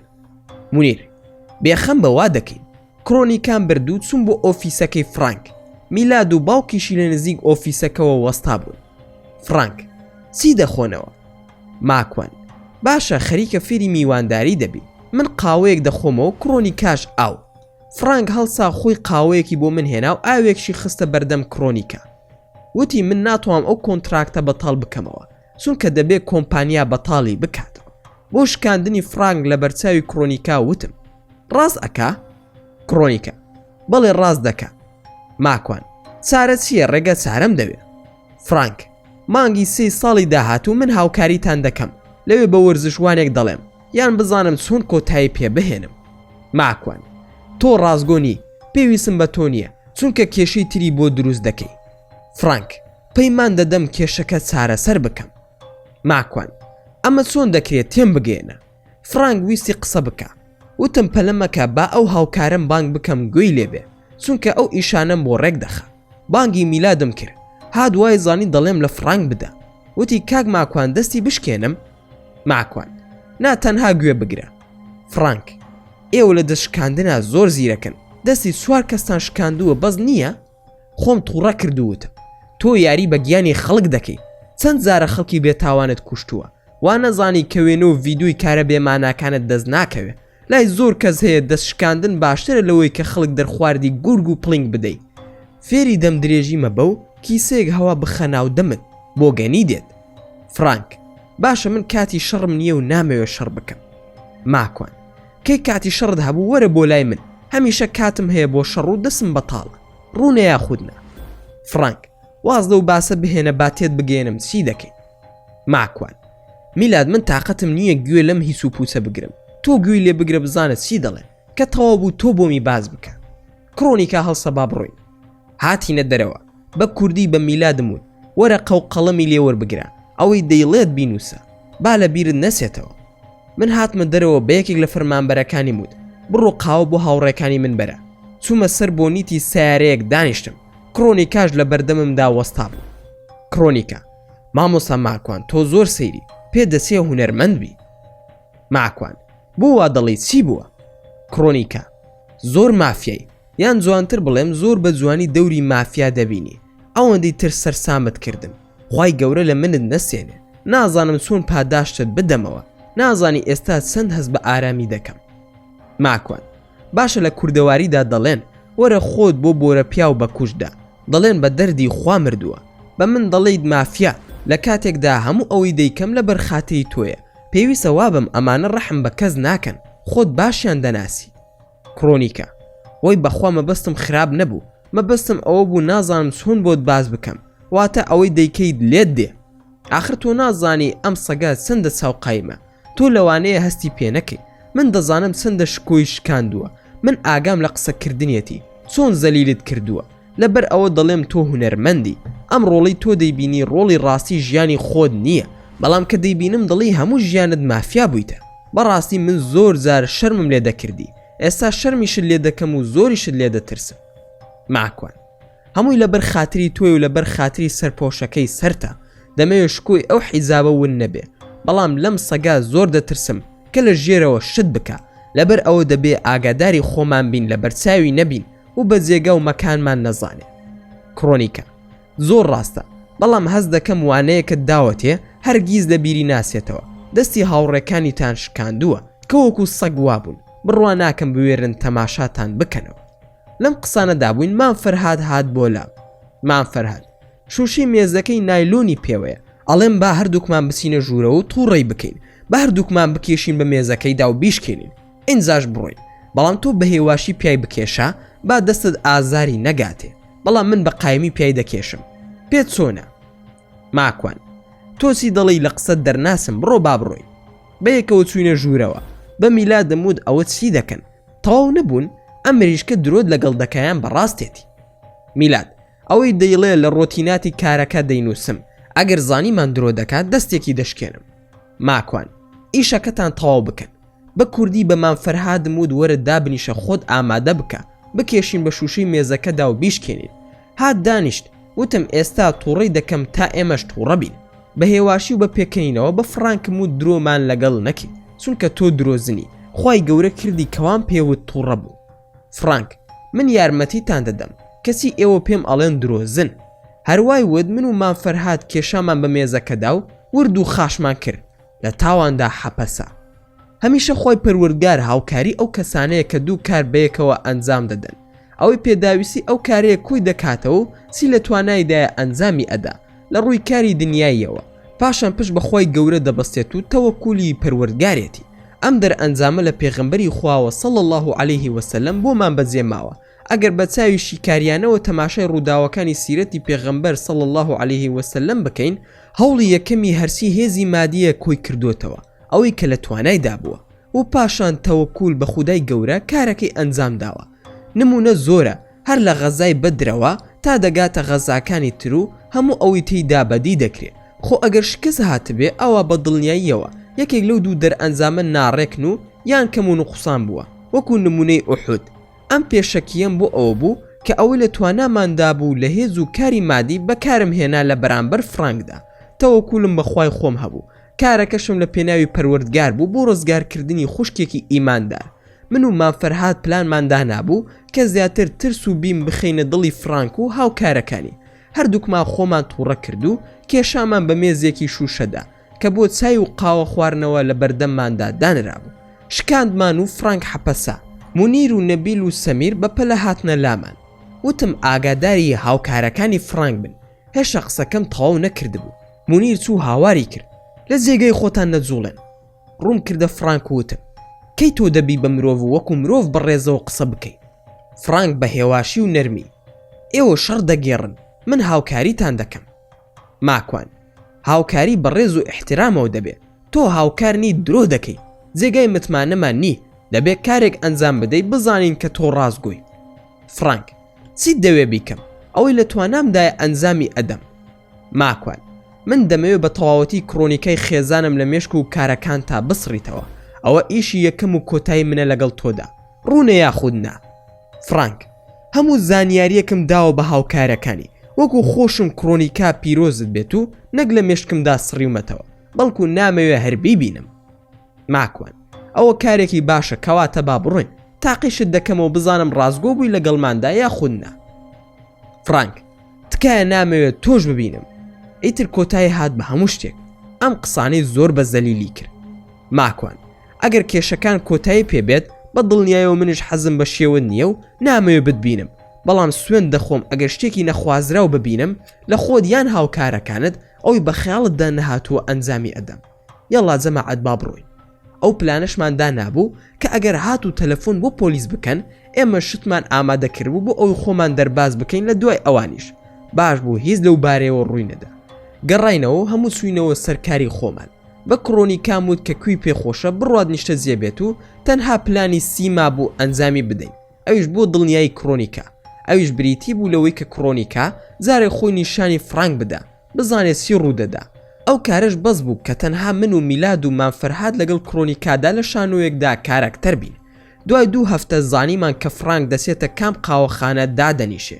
یەکێک لەو ڕۆژانی هەفتە بە تەنها کڕۆنیکامان نار کە لە قاوەخانەکە دابنیشێ و ئێمەش لە دەرەوە چاوەڕێی دەکەین و تەلەفۆنەکەی کراوە بێت لەگەڵمدا. ئەگەر خوا نەخواستە شتێکی نەخوازرا و ڕوویدا فریای بکەوین. بەڵام کە سووە ناو قاوەخانەکە بە تەنها قاوەیەکی داوا کرد. پاش کەمێک فرانک و 2 هاوڕێی کە لەگەڵی دابوون ڕۆشتن. کڕۆنیکە ئاگاداری کردمەوە لە ڕۆشتنی ئەوان. بە کڕۆنیکام و دوای 10 خولەکی تر تۆش هەڵسا بڕۆ. خۆشم چاودێری فرانک و هاوڕێکانیم دەکرد. وا هەستم کرد کە لە دەرەوە بۆسەی بۆ دابنێ. بەڵام شتی وا ڕووی نەدا. کڕۆنیکا لەوێ بە تەنها پیاسەی دەکرد و تەماشای شتی دەکرد لە دوکانەکەدا. نزیکەی کاژمێرێک لەویانە سوڕایەوە. پاشە من و مانفەرهاد و میلاد چوینە لای. هەستم کرد زۆر دڵخۆش و ئارام بوو. ماکوان تەواو خوشکی خۆم.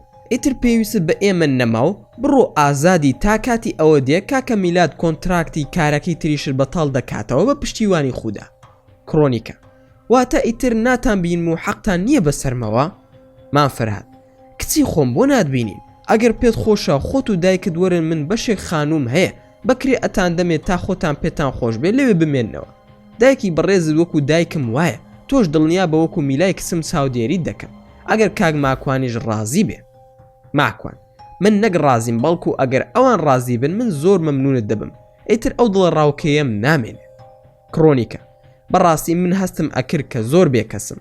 وەڵام سوپاس بۆ خوا مادام ئێوەم هەیە چۆن ئەو پیاوەتیە لەبیر دەکەم کەی دەتوانم بێمە ماڵەکەتان. مانفەرهاد 1 هەفتەم بەرێت تا هەرسی کەم و کورتی هەیە چاکی بکەم بۆتان دوای ئەوە وەرنە ناوی. ماکوان بەڕاستی من زۆر خۆشحاڵ بووم بەم کارە. خوای گەورە هەموو لایەک سەلامەت بکە. بە میلادم وت کڕۆنیکا بگەڕێنەوە شوێنی خۆی. من و باوکت لە بازار دەبین تا تۆ دەگەڕیتەوە. لەگەڵ مانفەرهاد بەیەکەوە چوین بۆ نان خواردن بۆ لای مونیر. خواردنم بان کرد و کاتێکی خۆشمان بەسەر برد. هەندێک پرسیاری نوێشکردنی لێ پرسییم بۆم باس کرد. هەندێک باسی گەورەی ئیسلامم بۆ کرد و ئەویش زۆر خۆشحاڵ بوو. میلاد گەڕایەوە باسی میلای بۆ کردم کە چەندە خۆشحاڵە و بەڕاستی ئەو چەند ڕۆژە هەموو خۆشحاڵ بوون. بەردەوام بووم لە ژیانی ڕۆژانەی خۆم و چەند ڕۆژێکی مابوو بە بۆنی لە دایکبوونی ئانای کچم. خێزانم تەلەفۆنی کردووەتی ئەمڕۆ دەچین بۆ بازار دیاری بۆ ئانا دەکڕین بۆ ڕۆژی لە دایک بوونەکەی. وتم باشە لە کار گەڕامەوە بەیەکەوە دەڕۆین. لە ڕێگا بووم هاوڕێیەکم بە ناوی گیولا مامۆسای زانکۆی لە بەشی زانستە سیاسیەکان تەلەفۆنی بۆ کردم. ماکوان ئاگاداری ڕۆژنامەکانی ئەمڕۆی؟ ماکوان ناچی بۆ چی ڕوویداوە؟ چی نووسراوە؟ گیولا ئیتالیا حکمی بەسەرداوی. ماکوان چەندە حکمەکەم؟ گیولا نەنووسراوە بەڵام وا بزانم 9 مانگە. لەگەڵ ئەو قسەکانم تەواو کرد. خێرا تەلەفۆنم کرد بۆ خێزان وتم دەڵێن ئیتالیا حکمی داوە بەسەرمدا ئاگاداری؟ باران ئاگادارم بەڵام زۆر نادیارە دەڵێن 6 بۆ 9 مانگە. ماکوان واتە ڕوون نەکراوەتەوە چەندە؟ باران تا ئێستا نا زۆرت ماوە بگەیتەوە ماڵەوە؟ ماکوان زۆرم نەماوە خۆتان ئامادە بکەن دەڕۆین بۆ بازار. مادام وعدم داوە بە ئانا دەبێ بڕۆین بۆ بازار. دوای کە گەڕاینەوە زیاتر تەماشای ڕۆژنامە و هەواڵەکان دەکەین. سوین بۆ بازار و دیاریمان کڕی بۆ ئانا. بەڵام زۆر سترێس بووم نەمدەزانی چی ڕوودەدا. جارێکی کات تەلەفۆنم کردەوە بۆ گیولەی هاوڕێم. وتم هیچ زانیاری دەست نەکەوت؟ گیولە بەڵێ ئیتالیا سزای 9 ساڵ زیندانی بەسەردا سەپاندووی. ماکوان لە کام ڕۆژنامە نووسراوە؟ گیولە لە وێبسایتی ڕۆژنامەی VG. سوپاسی گیولەم کرد و خوا حافیزیم لێ کرد. بە خێزانم وت ئەڵێت حکومەکەم 9 ساڵە. کەوای وت زۆر سترێس بووم بەڵام چارم نەبوو هیچ دەسەڵاتێکشم نەبوو. گەڕامەوە بۆ ماڵەوە تەماشای هەموو دەستگا هەواڵەکانی نەرویزم کرد. هەمویان بڵاویان کردبووە کە 9 ساڵ زیندانی دراوە بەسەر ماکوان کەریم لە وڵاتی ئیتالیا. ئێستاش با بزانین سەرچاوی ڕووداوەکان لەکوێوە سەرچاوی گرتووە. لە ساڵی 2011 زیاتر کاری ڕۆشنبیری و فکری و بانگەوازم لەگەڵ مامۆستا کرێکار چڕ کردبوویەوە لە بواری دەستگای میدیایی و ماس میدیا و تۆڕە کۆمەڵایەتیەکاندا بەگشتی و تۆڕی پاڵتاک بە تایبەتی. سایتێکمان دروست کرد لە ماڵی مامۆستا کرێکار بەیەکە و باسی ئەم پێگە ئەلکترۆنیەمان کرد کە دەیەوێت شتێک دروست بکات لە تۆڕە کۆمەڵایەتیەکان بۆ پەروەردەکردنی کوردانی ئەوروپا. ئەویش بریتیە لە پێی مانگایەکی ئۆنلاین لە 3 قۆناغ. هەموو منهەج و کتێبەکانی بۆ باس کردم. ڕەوتی شاخ زیاتر بواری فکری و عقایدی لە خۆ دەگرێت، دوور دەبێت لە بواری سیاسی و کاری سیاسی. منیش هەموو ئامادەی خۆم بۆ دەربڕی کە هاوکاری تەکنیک و نووسینی ئیدارەی دەکەم. دەستمان پێ کرد و مامۆستا لە ساڵی 2012 دەستگیر کرا و من بەردەوام بووم لەگەڵیدا.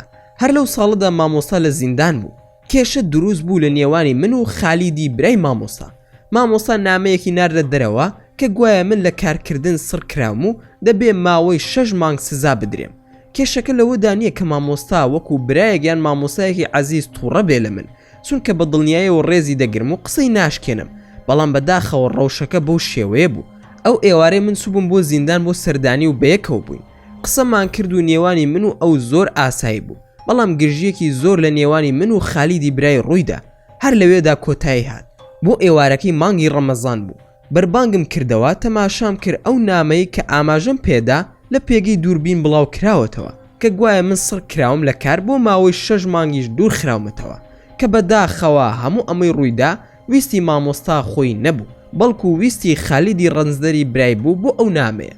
لەبەر ئەوەی بەڵگە کەوتە دەستم کە مامۆستا و خالیدی برای دەیانەوێت بە نامە من بترسێن و کوردستانم لە قەدەغە بکرێ، من هیچ گوێم پێی نەدا. وەڵامێکی کورتم دایەوە و بە قەدەری نامەکەی جەنابی مامۆستا. لەو کاتەدا کە ئەو نامەی لەسەر قسەی خالیدی ڕەنجدەر هاتە دەرەوە، زۆربەی وڵاتانی ئەوروپا وەکو بەریتانیا و ئەڵمانیا و سوید و نەرویج و هۆڵندا و ئیتالیا و سویسرا و بولگاریا چاویان خستە سەر من و کاری مامۆستا کرێکار. لە دوای ئەم ڕووداوە کە نامەکە هاتە دەرەوە، دەستگای هەواڵگیری ئەوروپا بەگشتی هیچیان لەسەر من نەبوو، بەڵام گەڕانەوە بۆ ساڵەکانی 2009 و 2012. فیلمی وایان دروست کرد کە من نە ئاگاداریم نە مامۆستاش، بەڵام خوای گەورە تۆڵە لە خەڵکی بەغیل و ترسنۆک و خوێڕی و خۆویست بسەنێ کە ئەوان هۆکار بوون بە پلەی یەکەم. بۆ زیاتر وردەکاری و شیکاری ڕووداوەکان سەرنجتان ڕادەکێشم بۆ کتێبی مەملەکەتی زیندان. لەوێدا ورد و دریشتی هەموو ڕووداوەکان باز دەکەم. پشتیوان بەخودا ئەگەر تەمەن باقی بێ دەگەڕێمەوە ناو ڕووداوەکانی مەملەکەتی شەیتان کە دڵنیا بوومەوە کە 9 ساڵ حکوم دراوم، مامۆستاش 12 ساڵ حکوم دراوە. ئێوارەی ڕۆژی دووشەمە بوو تەلەفۆنم کرد بۆ جەنابیان. من هەرگیز دڵم لە مامۆستا نێشاوە، چونکە دەمزانی کە منی خۆش دەوێت. هەموو جار دەیوت ئەگەر حیزبەکانی کوردستان هەرچیان هەبێ من ماکوانم هەیە. هۆکاری ئەوەشی دەگێڕایەوە بۆ ئەوەی کە من حەزی کاری حیزبایەتی و سیاسیم نەبوو، زیاتر لە بواری مێژوو فەلسەفە و فکر و ئەدەبدا ئەسپی خۆم تاو دەدا. تەلەفۆنم بۆ کرد. مامۆستا. بەڵێ ئەسەلام عەلەیکوم. ماکوان. وعەلەیکوم ئەسەلام. مامۆستا دەنگ و باست چۆنە؟ مامۆستا بە پێکەنینەوە. کاک ماکوان، دەیانەوێت لە ئیتالیا فێری پیتزای گوێدرێژمان بکەن. لە ئیتالیا باشترین گۆشت لای ئەوان گۆشتی گوێدرێژە. ساڵانە بە ملیۆن تەن لە میسر و ئەفریقیاوە هاوردەی وڵاتی ئیتالیا دەکەن. ماکوان. بەڕاستی مامۆستا من نازانم چی بڵێم. جەنابەت چی لێ تێدەگەی؟ مامۆستا. هەر زۆر قسەیەکی بێمانە و پڕ درۆ و فش و فیشاڵە. آخر خۆ من و جەنابەت ئیتالیامان هەر نەبینیوە. هەز دەکەم یاریەکی سیاسیە و دژمان دەکرێت. ماکوان. پێت وایە ڕادستی ئیتالیامان بکەن؟ مامۆستا. بڕوا ناکەم، زارێ ئەوە زۆر دوورە. ئەگەر شتی واش بێت پێی دەسێ. دوای چەند خولەکێک لە قسەکردن ماڵ ئاوایم کرد و مەشغوڵ بووم بە نان خواردنەوە. هەموو قسەکانمان 5 بۆ 10 خولەکی نەبر. دوای ئەوەی تەلەفۆنەکەم لەگەڵ مامۆستا داخستەوە، خێزانم وتی مامۆستا دەستگیر کرا. مەشغوڵ بوو بەوەی کە سەیری هەواڵەکان و ڕووداوەکان بکات تا زانیاری زیاتر بەدەست بهێنێ بۆ من. ماکوان. بە دڵنیاییەوە ئێستا دێن منیش دەستگیر دەکەن. بە دڵنیاییەوە دەمتوانی ڕابکەم، بەڵام بۆ کوێ؟ باشترین جێگا بۆ من نەرویزە. خۆ ئەگەر بگیرێم هاوڵاتی ئەو وڵاتم. هەر چۆنێک بێت بەرگریەک دەکا لە ڕەگەزنامەکەی. لەبەر ئەوە بە بیرمان نەهات و بیرمان لێ نەدەکردەوە کە ڕابکەم، چونکە لە نەرویز باشترین حەشارگە بوو بۆ من لە دەستی ئەو داواکردنەی ئیتالیا کە لە ڕێگەی ئەنتەرپولەوە داوا کرابوون. سرم لێ تێکچوو بوو، نەمدەزانی چی بکەم. ناچار تەلەفۆنم کرد بۆ مخابەراتی نەرویجی، بۆ کەسێک کە کێشەکەی ئێمەی لە بەردەستا بوو. لێم پرسی ئەگەر دەمگرن ورن لە ماڵەوە، تکا دەکەم با لەسەر کارەکەم و لەناو بازاردا دەستگیر نەکرێم. فەرمانبەرەکە. ناتۆ ناگیری تکایە با ژیانت ئاسایی بێت و چۆن ڕۆژانە سوی بۆ سەرکار هەروە بەردەوام بە تۆ خاوەنی ڕەگەزنامەی نەرویزیت نەرویز هاوڵاتی خۆی ڕادەستی هیچ وڵاتێک ناکە ماکوان زۆر باشە سوپاس بۆ زانیاریەکان هێور بوومەوە بەڵام خەمی مامۆستان بوو لە دوای ئەوەی پارێزەرەکەی لێدوانیدا وتی ئەم پرۆسەیە زۆر دەخایەنێ من زیاتر دڵنیا بوومەوە کە ئاستەمە مامۆستاژ ڕادەستی ئیتالیا بکرێت بەردەوام بووم لە کاروباری ڕۆژانەی خۆم وەکو جاران بەردەوام بووم لە کارەکەی خۆم خەڵکێکی زۆر لە دۆستان و هاوڕێیان تەلەفۆنیان کرد بەڵام هەرسی مولحید و خوانەناس و بێدین بوو ئاهەنگ و خۆشیان دەگێڕا لە خۆشی ئەوەی کەوا من 9 ساڵ حکم درابووم لە ئیتالیا هەفتەیەک تێپەڕی و ئێوارەی شەمە بوو لایڤێکم کردەوە لە فەیسبووک و وتم مولحیدەکان خۆشحاڵن بەوەی کە 9 ساڵ زیندانیم لە ئیتالیادا بەسەردا سەپێنراوە بەڵام من لە خزمەتی موسڵماناندا و کام مولحید خاوەنی جورئەتە فەرمون وەرن بۆ گفتوگۆ و دیبیت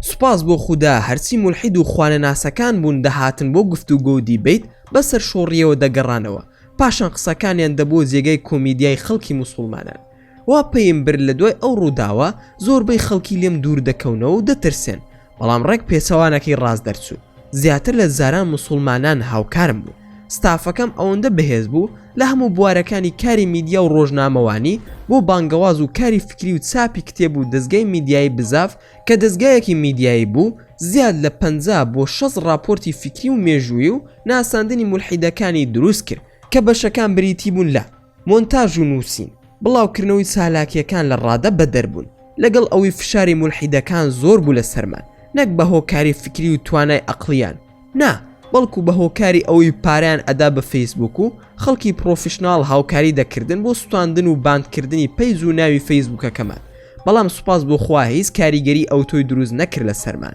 بەڵکو بگرە بەهێزتر بووین ئێوارەیەک بۆ نوێژی عەسر ڕۆ و مزگەوت دەڕۆشتم لە ڕێگا وەرماشم لێ پەیدا بوو وەرماش سڵاو ماکوان بەردەوام دڵت لێم عاجزە ماکوان ها چیت دەوێت و چیت لە ژێر سەردایە دوژمنی خودا وەرماش ئەو 9 ساڵەی زیندانەکەتم زۆر پێ ناخۆش بوو بەڕاستی نازانم چۆن هاوخەمیت بم و هاوکارت بم ماکوان پێویستم بە هاوکاری تۆ نییە هیچم ناوێ وەرماش ئەخۆ تۆ فرانکت زەلیل کردووە چیترت بۆ بکەم ماکوان وەکو وتم هیچم ناوێ وەرماش ئەی ناتەوێت لەم کێشەی ئیتالیا ڕزگارت بێ ماکوان بۆ من هیچ کاریگەری نییە من خاوەنی ڕەگەزنامەی نەرویجیم لەبەر ئەوە پێویست ناکە سەری خۆمی پێوە واڵ بکەم و پەیمانیشان داوە پێم کە من ڕادەستی ئیتالیا ناکرێم لەبەر ئەوە پێویستم بە هاوکاری نییە و لە بیری بکە وەرماش آخر لەوانەیە ڕۆژێک لە ڕۆژان قورسی بکەن لەسەرت با کۆتایی پێ بهێنی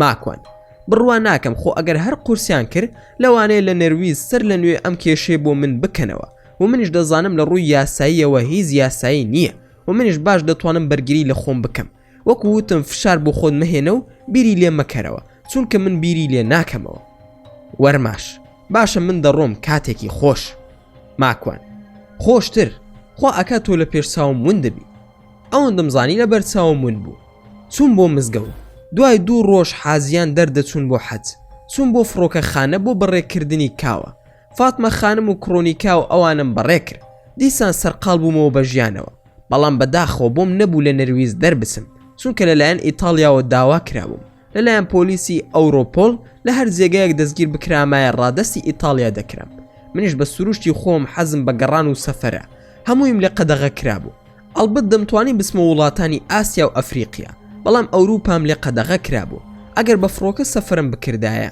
بەڵام بەگشتی زەمینی سەفرم دەکرد بۆ سوید و دانیمارک ئاسایی بوو هیچ کێشم نەبوو چەند زارێک کاوە و کڕۆنیکا بە جیاواز تەلەفۆنیان بۆ کردم کە کتێبم بۆ بهێن و پرسیاریان دەکرد دەربارەی حەز و دروشمەکانی بەڵام هەستم دەکرد کە کڕۆنیکا زۆر زووتر تێدەگات و شتەکان لەبەر دەکا کاوە تەلەفۆنی بۆ کردم و وتی 2 جار کڕۆنیکامان بردووە بۆ نەخۆشخانە زوو دەبورێتەوە ماکوان هیچ نییە بەو گەرمایە ڕانەهاتوو خۆم پەیوەندیم پێوە کرد و وتم چیە دەڵێن بە تەمای بمریت کڕۆنیکا نازام 2 جار سرم گێژی خوارد ماڵی کاکاوە ئاوا بێ بەخوا ئەو نەبوایە دەکران بەژێر پێوە خی گەورە لێ ڕازی بێ هاوکاری دایکمە ماکوان کاوە کوڕێکی زۆر باش و دڵسۆزە من شتێکی ترم لە مێشکا بوو وتم بەڵکو خوا بکات دڵیان بسێ بە یەکدا و داوای بکەم بۆ کاوە کڕۆنیکا ئەرێ بەخوا هەتا بڵێ کوڕێکی بەڕێز و خواناسە و بەخوا لە ئاواتی برام زیاترم خۆش دەوێ بۆی باس کردم کەوا ئێستا لە مەکەن و دوای جژن ئەچن بۆ مەدینە. ماکوان لە عەرەفات لە سەفا و مەڕوا لە حەوشی کەعبەدا دوعای خێرم زۆر بۆ بکە بە تایبەت لای دەرگای کەعبەوە لەوێدا ژێر عەرشی خوای گەورەیە. کڕۆنیکا زۆر دوعام بۆ بکە باشە خوشکی خۆم. کڕۆنیکا باش. ماکوان باشە کە سارد و سڕە یەڵا با کاتت نەگرم بڕۆ خەریکی عیبادت بە و بینێت لەگەڵ خوددادا چاک بکەرەوە ئیتر لە عەرەفات وەکو ئەو ڕۆژە لێ دێتەوە کە لە دایک بووی خوای گەورە پاکت دەکاتەوە لە هەرسی تاوانە بەڵام بەو مەرزەی تۆبە بکەی. کڕۆنیکا بەخوا پێش خۆم و کەس و کارم دوعام بۆ تۆ کردووە. ماکوان ماڵت ئاوا بێ خوای گەورە پاداشت بداتەوە داوایەکی تریشت لێ دەکەم بە قسەم بکە. کڕۆنیکا تۆ هەرسی بڵێ قسە ناشکێنم. ماکوان تەلەفۆن بکە بۆ باوکت و ئاشتی بکەرەوە لە بەرخوا چونکە باوک زۆر گەورەیە ئێستا پیر بۆ لەوانەیە زۆر پێویستی بەو تەلەفۆنە بێت تۆ بۆی دەکەی. کڕۆنیکا هەر ئێستا تەلەفۆنی بۆ دەکەم کە لەگەڵ تۆ تەواو بووم. ماکوان دەخوات لەگەڵ تەلەفۆن بۆ باوکت بکە و بزانە ئەوەش هەر عیبادەتە. لە دوای ئەوە تەلەفۆنەکەم داخستەوە یەکسەرمان فەرهاد تەلەفۆنی کرد و وتی دەمەوێ بتبینم. کاتمان دیاری کرد هات بۆ ناو بازار لەوێ یەکتری ببینی. لە دڵی خۆم داوتم بەخوا شتێک ڕووی داوە. مام فەرهاد سڵاوت لێوێ بە سڵاوی ئیسلام ئەسەلام عەلەیکوم. ماکوانیش بە پێکەنینەوە و عەلەیکوم ئەسەلام دەنگ و باسن میلاد و میلا و دایکیان چۆنن باشن شکر. مام فەرهاد وەڵا هەمووان باشن هەواڵت دەپرسن سڵاویان بۆت هەیە. ماکوان دەنگ و باسی میلای کچت چاوی چۆنە. مام فەرهاد بەخوا وەکو ئەوایە هیچ ڕووی نەیابێ ئەو ڕۆژە برمە لای دکتۆرەکەی هەرسی سەری هێنا و بردی لی تێنەگەیشت چاوی چۆن چاک بۆتەوە ئەی بینەمەوە تا لە کۆتاییدا وتم قورئان چاکی کردوتەوە. ماکوان ئەلحەمدولیلا یاخوا هەر باش بیت ئەی میلاد چۆنە لەگەڵ وەرزشەکەی. مام فەرهاد خەمی میلادت نەبێ ماشەئەڵڵا لاشەی ئەڵەی بەردە خۆشم سەرسامم پێی هیلاک نابێ لاشەی زۆر باشە سوپاس بخوا وەزنی خۆشی دابەزاندووە لەی مەترسە ئەوەی لە مێشکتدایە ئەنجامی ئەدا بە پشتیوانی خۆی پەروەردگار. ماکوان ئەی سوپاس بخوا ئەی خۆ چۆنی وەزعت چۆنە. مام فەرهاد زۆر بێتاقەتم زۆر حەزم ئەکرد بچم بۆ حەز لەگەڵ فاتەخان و چیمەنی کچی ئەمڕۆ زۆر بێزار بووم وتم با بڕۆم بۆ لای خاڵە ماکوان بەخوا لای تۆ ئارامیم دەست دەکەوێت بۆیە تەلەفۆنم بۆ کردی خۆ لە کاتم نەگرتووی. ماکوان نەوەڵا برا هیچ کارم نییە نیازم هەیە بڕۆم بۆ مزگەوت و نوێژی عەسر بکەم دوای ئەوە هیچ کارێکم نییە پێت خۆشە دەچین بۆ ماسی گرتن یان دەچین بۆ سوید بۆ کەباب خواردن اختیارت هەیە. مام فەرهاد ڕۆحەکەی خاڵە ماکوان تۆچی دەفەرمووی وا دەکەیت بڕیارماندا بڕۆین بۆ مەرزی سوید بۆ کەباب خواردن لە ڕێگا قسەی خۆشم بۆ دەکرد ئەویش قسەی خۆشی بۆ دەکردم زۆری حەز لێبوو کە بچێ بۆ حەج بۆم باس کرد کە جارێک بایەزیدی بەستامی دەیەوێ بڕوا بۆ حەج بەڵام ئەو پارەی کە کۆی کردوێتەوە دەڕوا دەیدا بە ماڵێکی هەتی و ناسێ بۆ حەزەکە لە ڕاستیدا پارەکەش زۆرە کە دەیبەخشێ دەچێ بۆ مزگەوت لە ناو خەڵکیدا سەرزەنشتی دەکەن هەموو دەڵێن ئێ هەمووی نەبەخشایە بەشی سەفەرەکەت هەڵگرتایە ئەویش بە هێواشی لە مزگەوتەکە دێتە دەرەوە و دەڵێ سوپاس بۆ تۆ خوای پەروەردگار ئەو خەڵکە هەمووی لە من باشترە. مام فەرهاد سوبحانەڵڵا لە ئیمانی ئەو پیاوە تەنانە سوپاسی خوا دەکا کە خەڵک لەو باشترە. ماکوان دەزانی ئەو کوڕەهەتیوی کە پارەکەی یایەتەیە کێ دەرچوو. مام فەرهاد نەبەخوا نازانم کێ دەرچووە. ماکوان نظام الملک دەوڵەتی عەباسی کە دوایی هەموو خەلافەتی عەباسی ڕزگار کرد لە دەستی شیعەی عوبێدی و خاس پرستان و شیعەی حەشاشینەکان. مام فەرهاد بۆ شتێک هاتووم بۆلات نازانم چۆن بۆت باز بکەم. ماکوان چی بۆ براکەم هیچت پێویستە؟ مام فەرهاد خۆشی تۆم دەوێ بەڵام نازانم بڵێم چی خەجاڵەتی لای باران خانیش دەبم. ماکوان چی بۆ قسە بکە دڵم خەریکە ئەتەقیە. مام فەرهاد وەڵاهی دایکی سیمەن خان ڕای سپاردوم بۆ شتێک نازانم چۆن باسی بکەم. ماکوان پارەیان پێویستە؟ مام فەرهاد نا تۆیان پێویستە دەیوت بە ماکوان بڵێ کڕۆنیکای کچم بهێنێ ئەو ماکوانی زۆر خۆش دەوێت و ماکوانی ژۆک و خوشکی خۆی تەماشای دەکەن. ماکوان دەی وەڵامەکە دراوەتەوە من وەکو خوشکی خۆم خۆشم دەوێت لێت ناشارمەوە ئەو ئافرەتە جوانە و ئێستا جوانتر لەبەر ئەوەی خواناسە خەڵکی زۆر لە من باشتر و خواناستری دەست دەکەوێت. مام فەرهاد من بارانم خۆش ئەوێ تا ئەو بە من ڕازی بێ لەم حاڵەتەدا من ژنی تر ناهێنم ئەگەر ڕازی نەبوو ژیانی لەگەڵ من نەگونجا ئەو کات بیری لێ دەکەمەوە، بەڵام ئێستا من خاوەنی 2 منداڵم و 9 ساڵ حکوم دراوم، ئاخر چۆن بیر لە ژنهێنان دەکەمەوە؟ ئینجا باران قبولی ناکە، ئەمە ئەوروپایە، کوا لێرە ئەو ڕۆشنبیریە فرەژنیە هەیە، وەڵا بزانێ ژنم هێناو ئەگەر کیسەی خەویشم باتێ باشە، لەبەر ئەوە ناکە دەترسم لە باران بۆیە ژن ناهێنم، بەڵکو دەترسم خانەوادەکەم تێک بسێ. ئەوەندە کەسێکی شەهوانی و چاو لە دەر نیم بۆ ئافرەت، هەر ئافرەتێکی جوانم بینی خێرا بڵێم ئەیهێنم، بە تایبەت لە ئەوروپا دروستکردنی خێزان ئەوەندە ئاسان نییە. مام فەرهاد: ئەی ئافرین، بڕوا بکات، جار لە دوای جار خۆشەویستتر دەبی لەلام، با بەڕاستی شتێکی تریشت پێ بڵێم. ئەو دەیود من ڕازی ماکوان بمهێنێت و ئاشکرام نەکە. ماکوان: دیارە ئەم جارە قسەی چیمەنم بۆ دەکەی وایە؟ مام فەرهاد: بەڵێ، وایە لای دایکی